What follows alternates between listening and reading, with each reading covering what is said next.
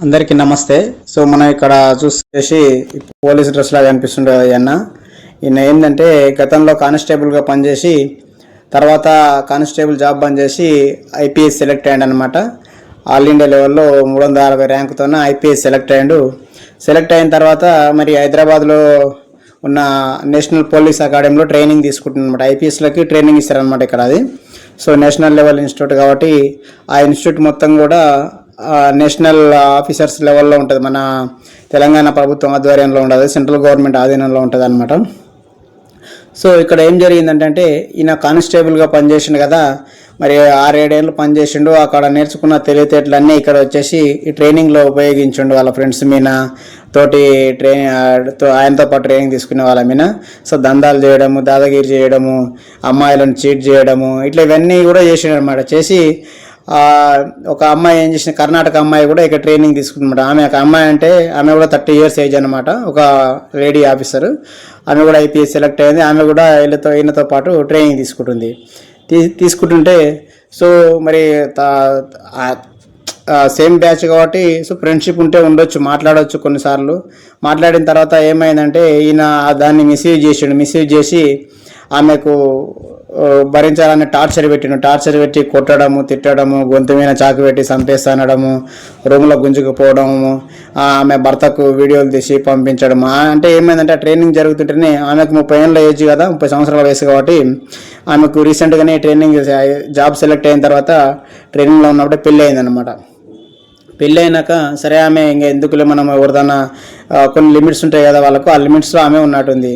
ఈయన ఏం చేసిండంటే ఆ లిమిట్స్ దాటేసి ఆమెని నానా హింసలు పెట్టడము చేసిండు అనమాట. అంటే ఒక ఐపీఎస్ ఆఫీసర్, ఆమె కూడా ఒక ఐపీఎస్ ఆఫీసర్, ఈయనతో పాటు ఆమెకే రక్షణ లేకుండా, అది కూడా నేషనల్ పోలీస్ అకాడమీలో, జాతీయ అకాడమీలోనే ఇటువంటి చర్యలకు పాల్పడ్డాడంటే ఈయన ఎంత మేధావి అనుకోవచ్చు, మనం అర్థం చేసుకోవచ్చు అనమాట. సో ఆమె ఏం చేసిందంటే ధైర్యంగా చేసి ఎట్లయినా సరే వీడు పని చేయాలని చెప్పేసి ఇక్కడ రాజేంద్ర నగర్ పరిధిలో పోలీస్ స్టేషన్లో కంప్లైంట్ ఇచ్చిందనమాట. సో కంప్లైంట్ ఇచ్చిన తర్వాత వాళ్ళు ఏం చేశారు, కేసు బుక్ చేసి ఎస్ఐ గారు ఎంక్వైరీ చేసి అక్కడ ఉన్న మరి 5 ఆఫీసర్లకు వాళ్ళకు ఇన్ఫామ్ చేసి ఇతని మీద తాత్కాలికంగా సస్పెండ్ చేశారనమాట. అంటే నువ్వు జాబ్ వనికి రావరా బాబు అన్నట్టు పంపించారనమాట. పంపిస్తే ఇంకేమైంది, దాన్ని కొత్త డ్రామా స్టార్ట్ చేసిందనమాట. బాగా ఫుల్గా మందు తాగి ఏదో మన ఉంటుంది కదా శానిటైజర్ ఏదో తాగేసి సూసైడ్ చేసుకున్నారని ఒక డ్రామా క్రియేట్ చేసి ఇంకా మనకు ఉన్నాయి కదా ఛానల్స్ మొత్తం కూడా. ఇంకోటి చెప్పడం మర్చిపోయినా ఇతంది అక్కడ ప్రకాశం డిస్టిక్ అనమాట, ఆంధ్ర అనమాట.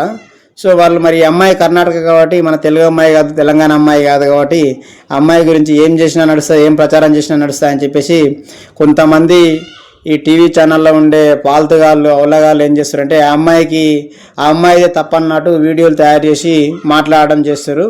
సో అక్కడ ఒకటి గుర్తుపెట్టుకోవాలి, అక్కడ ఉన్నది ఇన్స్టిట్యూట్, నేషనల్ ఇన్స్టిట్యూట్. అది మన మండల పోలీస్ స్టేషన్ కాదు, మన తాలూకా సర్కిల్ ఇన్స్పెక్టర్ ఆఫీస్ కాదు.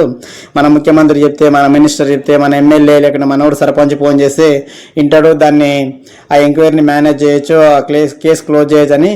బిడ్డ అది నేషనల్ లెవెల్లో ఉంటుంది, మొత్తము కూడా సిబిఐ లెవెల్ ఆఫీసర్స్ అందులో ఉంటారు కాబట్టి మీ తోడుకలు తీస్తారనమాట. ఖచ్చితంగా ఫెయిర్ ఎంక్వైరీ చేసి ఈవెందో ఆమె పెళ్ళి అయింది, పెళ్ళి కాకముందు సరే నీతోన ఫ్రెండ్షిప్ ఏదో ఉంటే మాట్లాడచ్చు కూడా చెప్పలేము. నువ్వు అంటున్నావు నాకుతోనే మాట్లాడింది, నాతో దోస్తానం చేసిన తర్వాత నువ్వు కాబోయే ఆఫీసర్, ఒక జిల్లా కాబోయే అధికారివి, నీకు తెలియదా ఇట్లా ఏం జరుగుతుంది, పోలీస్ కేసులు ఇరుక్కుంటే మళ్ళీ జాబ్ ఉండదు పోతుంది అన్న సంగతి తెలవాలి కదా. నీవే ఇట్లా చేస్తే రేపు నీ కింద ఎంతమంది ఎస్ఐలు ఉంటారు, ఎంతమంది సిఐలు ఉంటారు, ఎంతమంది కానిస్టేబుల్ ఉంటారు, మరి వాళ్ళు ఏమైపోవాలి?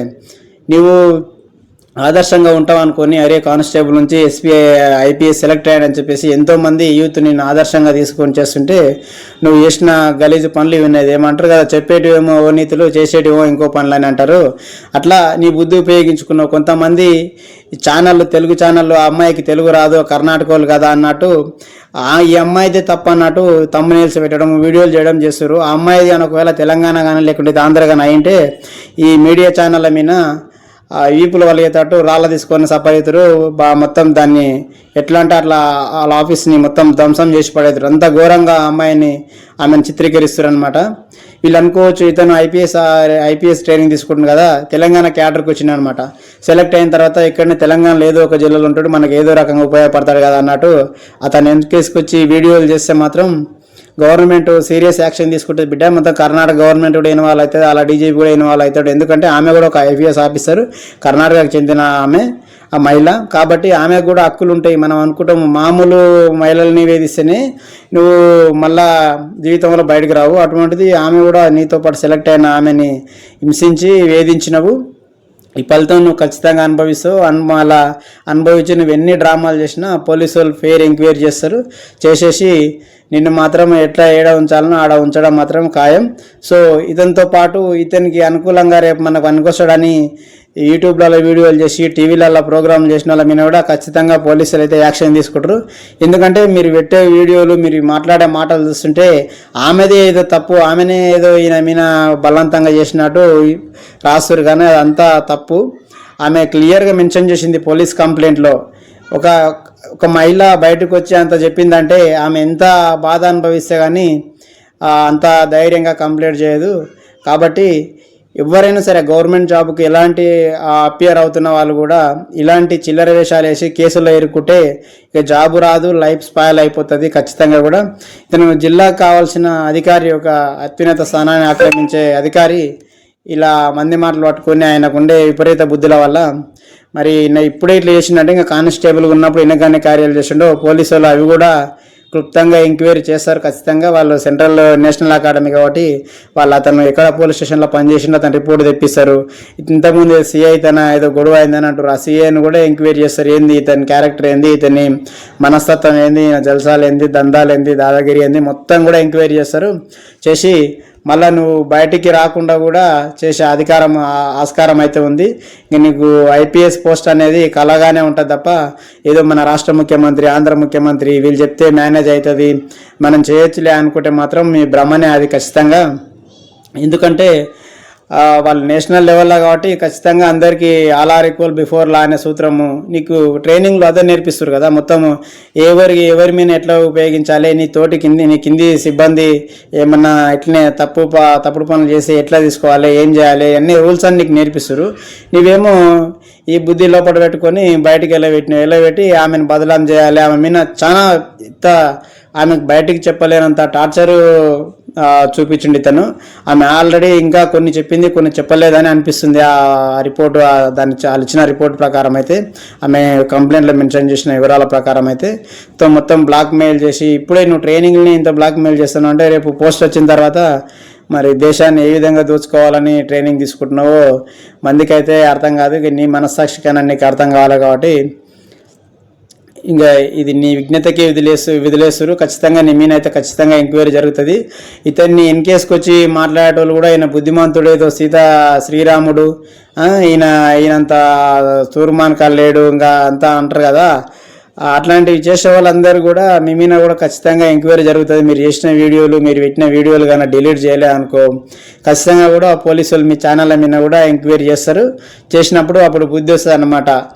సో ఇదండి మొత్తం మీద ఈయన చేసిన ఘనకార్యము. అమ్మాయిని వేధించిండు, మళ్ళీ పైనంగా మందు తాగిండు అనమాట. ఎందుకంటే కేసు గట్టిగా అవుతుందని చెప్పి. కానీ ఆడ ఉన్నది ఆమె కూడా ఆమె ఐపీఎస్ ఆఫీసర్, ఏదో మామూలు అమ్మాయి అయితే నువ్వు 1,00,000 2 లక్షలు ఇచ్చి కంప్లీట్ విత్డ్రా చేసుకో, 10 లక్షలు ఇస్తాం, ₹1 కోటి ఇస్తామని బెదిరించేటోళ్ళు. కానీ ఇప్పుడు ఆ బెదిరింపులకు ఆమె ఏం భయపడదు. ఆమె కూడా జస్టిస్ కావాలని అడుగుతుంది, ఆమెకు న్యాయం చేయాలని అడుగుతుంది. కాబట్టి ఖచ్చితంగా న్యాయం జరుగుతుంది. ఎందుకంటే మహిళ అనేది ఎవరైనా ఒకటి ఈ దేశంలో, ఈ భారతదేశంలో మహిళలకు మగవాళ్ళతో పాటు మహిళలకు కూడా సమాన హక్కులు ఉన్నాయి, సమానమైన స్వేచ్ఛ ఉంది, అన్నీ ఉన్నాయి.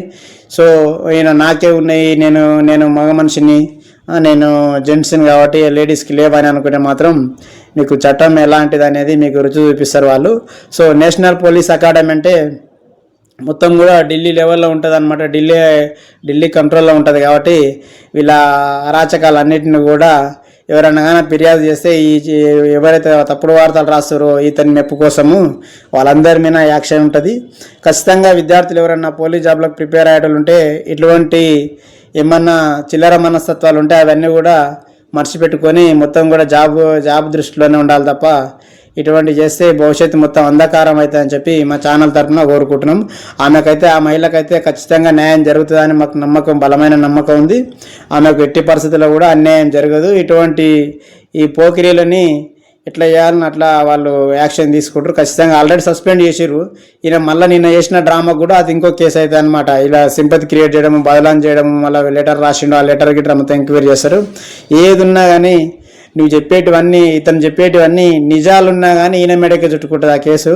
చుట్టుకొని ఖచ్చితంగా తొక్కిపాడేస్తుంది. కాబట్టి లైఫ్ మొత్తం స్పాయిల్ చేసుకున్నాడు.